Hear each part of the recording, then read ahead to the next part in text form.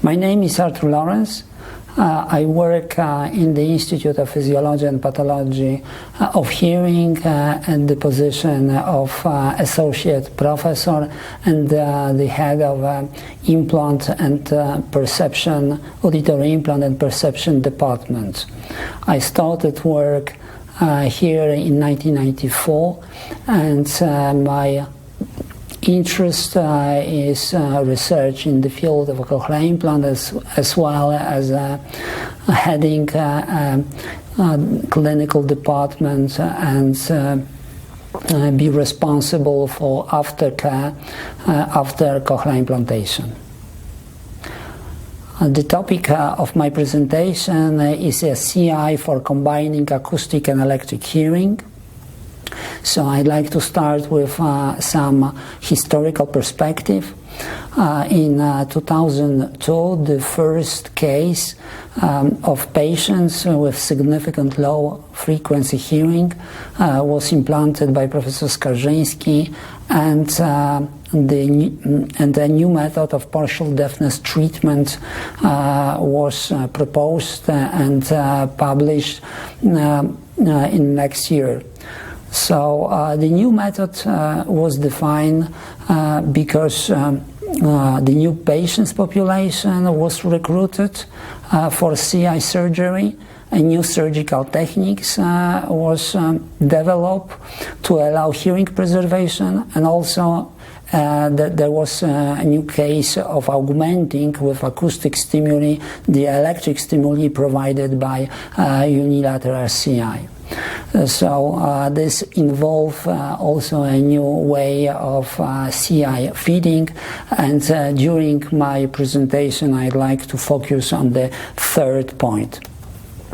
This is the preoperative audiograms, which can be seen now quite routinely in our clinic, and this audiogram, the low frequency hearing, when preserved, allow afterwards the feeding of the speech processor with the aim to combine acoustic hearing and electric hearing.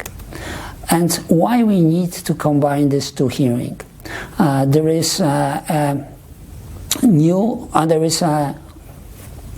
something quite specific in the natural low frequency hearing, which is very difficult to be mimicked by CI, but electric stimulation provided by cochlear implant. So this points we can actually simulate here on the picture, so we can use the visual simulation and we can see that using only the bits of information which are included in the natural low frequency hearing, it's difficult for the patients to understand, because for us it's difficult to recognize the object on this picture. And going into the electric domain, there is often the condition that it is also difficult to convey enough information for fully object identification. So there are some limitations in terms of supplying patients with information of the sound by means of electric stimulation. But what is very important is that these dots of information can be also difficult to be recognized. The object could be difficult to be recognized based on this electrically conveyed information, but the electrical information is completely different comparing to the acoustic low frequency information. That's why combining these two sources of information, we can actually have not even a summation effect, but also we can have a synergistic effect. So in the third picture here, we really clearly see that electric complementation to the low frequency hearing gives us much full representation of a sound, and much better object discrimination and identification, we can really see here in the picture what is the object. So we clearly recognize the face, and this face was difficult to be recognized. Is difficult to be recognized in acoustic only and also in electric only domain. So to summarize this part, we can say that CI fitting in patients with low frequency hearing, so we call this partially deafened patients. So in after the partial deafness treatment should be actually aim to use the low frequency natural hearing, because the low frequency natural hearing has better frequency resolution comparing to cochlear implants, to electric hearing. We want to use fine structure information which is presented without modification in the low frequency range, thus compensating for a deficiency in the representation of fine structure by means of cochlear implants, by means of electric stimulation. This fine structure information is likely to include fundamental frequency of speech, thus compensating for two coarse representation of the fundamental frequencies by CI only, by electric stimulation only. And this is so important for speech discrimination in more difficult conditions, like in cocktail party effect, when the listener patient has to segregate acoustic object, has to concentrate on one speaker and distinguish the speaker through other speakers. And the fundamental frequency is the marker of the voice, so can help to do this job. So we concentrate of the CI fitting in patients with low frequency hearing. We publish a paper about the application of, at that time, a new audio processor for combining electric and acoustic stimulation. And we learn how it is important to fit the device, and the objective of this fitting is to enable the brain to fuse the two signals, acoustic and electric. So we wanted to see the effect of this fusion, and we validated our method of fitting in the study. There was the first study about the duet application in patients with low frequency hearing and preserved hearing after surgery. This publication this paper was published in Laryngoscope in 2008, and this is somewhat a fundamental study for us, because it gives us the perspective how this patient can discriminate speech in the condition of electric and acoustic combination. So what is quite unique in this study, the unique feature of the study was that we actually decided to have two control groups. One control group was patients with no residual hearing. So this is the group we call a traditional CI candidates, so basically profoundly deaf or completely deaf individuals. And we measure speech discrimination in different conditions. So we measure the speech discrimination of monosyllabic word in quiet, and on this axis there is a percentage of correct responses from the patients. So patients with no residual hearing on average score 67.7%, around 70% of monosyllabic word CNC word recognition. But in the condition of 10 dB signal to noise ratio, when the noise was added to the speech signal, the performance of this patient dramatically dropped. So on average, it was a little bit less than 40%, 37.6%. And when we now move to the second control group, so individuals with normal hearing, there is of course a much better speech discrimination. Normal hearing individual can have 100%, so on average there was of course 100% of monosyllabic word speech discrimination in quiet, and the discrimination dropped to around 30–40% in much severe condition, when the signal to noise ratio was actually minus 10 dB. So the speech signal in the intensity was 10 times less than noise signal. So we can see that there is a huge gap between the patients with no residual hearing and the normal hearing individuals in terms of a speech discrimination in the noise. But what is the situation in patients with low frequency hearing? In patients with partial deafness, we measure again the same condition, so quiet, and the average scores in the combined situation, when we combine acoustic hearing from both sides and electric hearing from one side, was 99.4. So this is significantly more than comparing to the patients with no residual hearing, comparing to 70%. But what is even more encouraging is the performance of these patients in a noisy situation.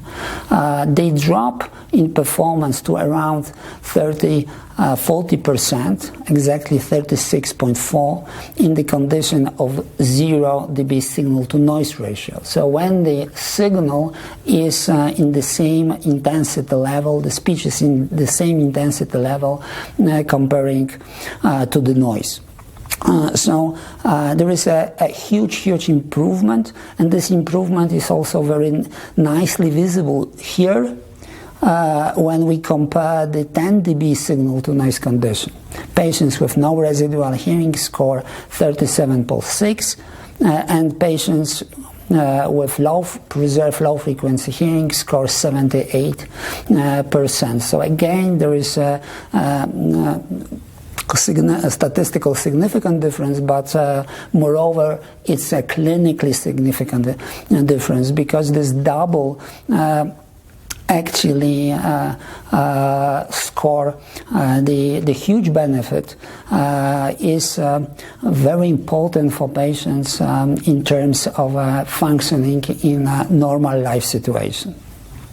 And what is actually can be considered as a side product of this study was when we actually looked into the two other situation when we tested patients with the low frequency hearing. This line is actually showing the results when we blocked the contralateral ear. So we can learn from this line that this marvelous actually benefit with electric acoustic hearing can be achieved in 1 year. So it is true the combination of electric and acoustic stimulation of 1 year, so it actually shows us how the speech processor is fitted. This is a quality measure of a fitting of a speech processor in the implanted ear. But the second line is even more interesting, because this condition is when we purposefully blocked acoustic hearing. So now going to the second situation, and this situation is CI only residual in patients with residual hearing. So it means that we blocked purposefully acoustic hearing, and in the group of patients with preserved residual hearing, we tested only electric hearing.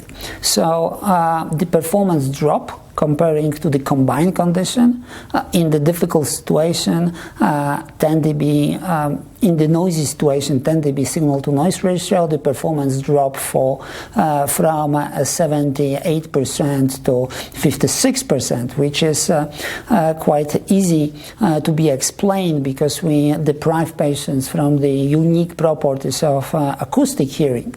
But what was really interesting and at the beginning a little bit of puzzle for us was the score was the 56% comparing to the 36% in the same condition, but in the different group of patients. So patients with no residual hearing in this particular noise condition tend to be signal to noise ratio. They score 37%. But in the same actually situation, when we test CI only in the group of patients with preserved hearing, this performance was significantly better and was 56%. But when we want to actually when we were thinking why it happened, we formulate actually two hypotheses.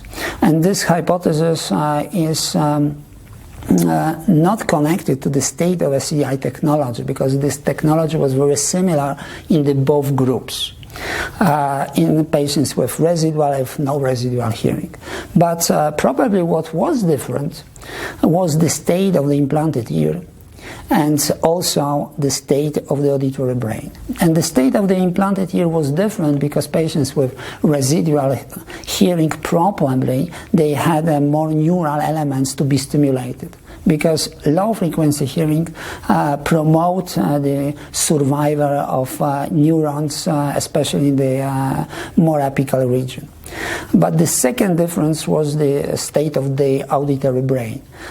We can speculate that because of a hearing experience, the brain probably was more effective in information processing, comparing to patients with 5 or sometimes 10 and sometimes 20 years of sound deprivation.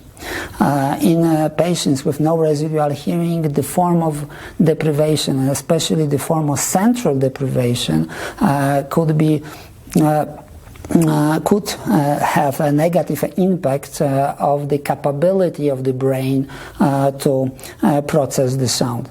That's why, from these two reasons, patients with residual hearing outperform traditional CI candidates, even in the condition of CI alone, in the condition of only electric hearing. But we also learned something very important from this study. We believe that this is also explanation, especially the state of auditory brain, could be an explanation of the very well-known observation that patients using the same type of implant device may score almost anywhere in the range of possible score in test. And a small proportion of patients have low scores even for the relatively easy test. So we actually wanted to understand that, and we wanted to see how the brain can be actually see as a factor, or more precisely, how the organization of auditory cortex can play a role in the post-operative results. So the study outcome of the study we published last year actually showed that the auditory brain in patients, especially with low frequency hearing, can be changed because of hearing loss. So the plasticity of the brain can be a factor that actually change the way how the brain can process the information. And this has an impact for feeding of a speech processor, because if we see that the brain is of patients with hearing loss is somewhat different comparing to the individuals with a normal hearing, we need to actually address this issue in the process of speech processor feeding.